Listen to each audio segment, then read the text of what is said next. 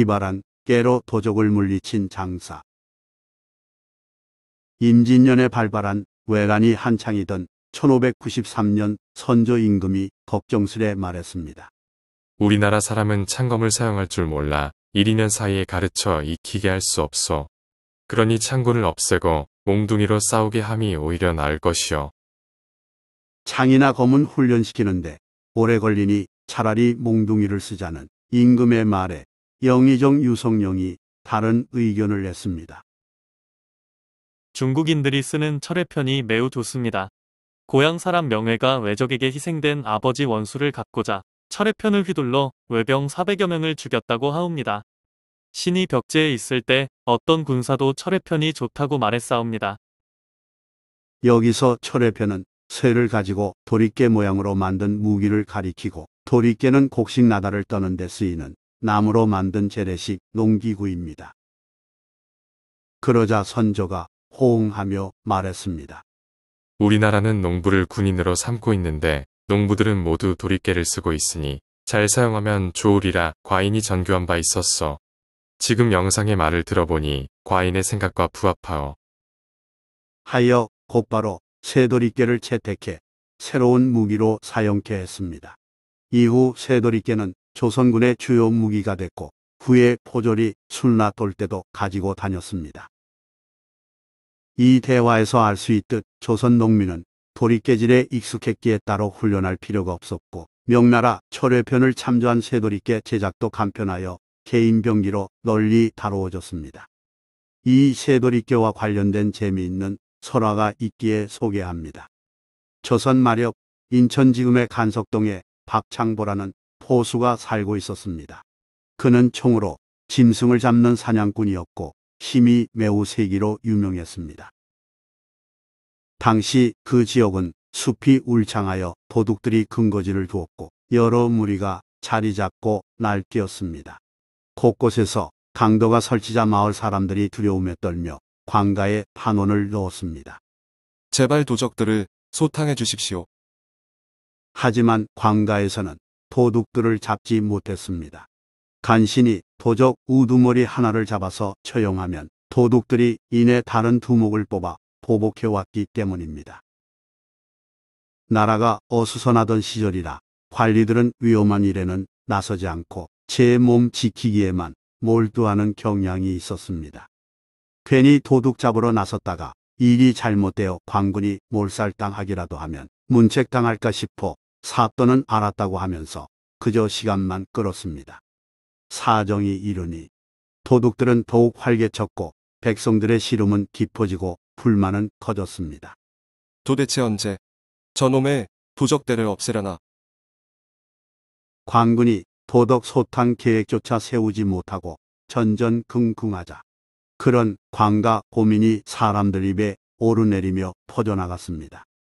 소문을 들은 포수 박창보는 의협심에 직접 나서기로 결심한 뒤 곧장 관청으로 가서 사또에게 말했습니다.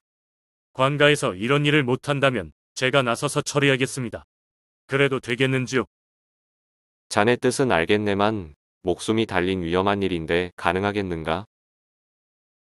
사또가 바로 응답하지 않고 대묻자 박창보가 목소리에 힘주며 말했습니다.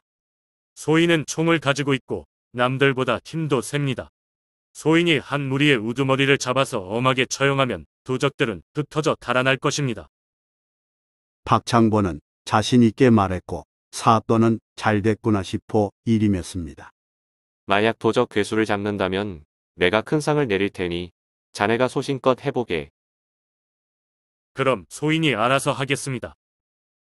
집으로 돌아온 박창보는 봄을 잡으려면 동굴로 가야 한다는 속담대로 일부러 도적들이 횡행하는 곳으로 향했습니다. 몇 차례 허탕친 후에 어느 날 박창보는 지나가는 사람들에게서 재물을 빼앗는 도적대를 마침내 발견했습니다.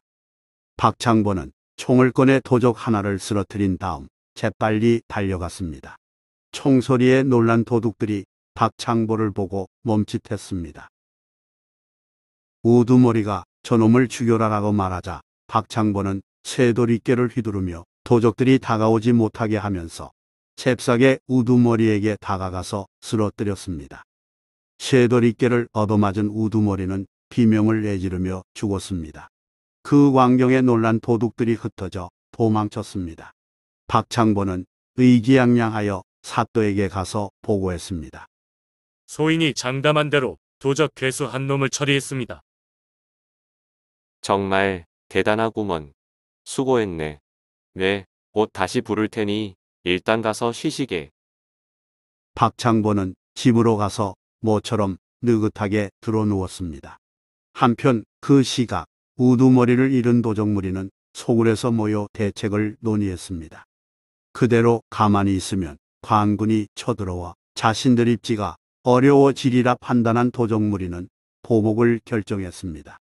우리를 건드리지 못하게 하려면 그놈을 응징해야 해. 도적들은 날이 저물기를 기다렸다가 그날 밤에 움직였습니다.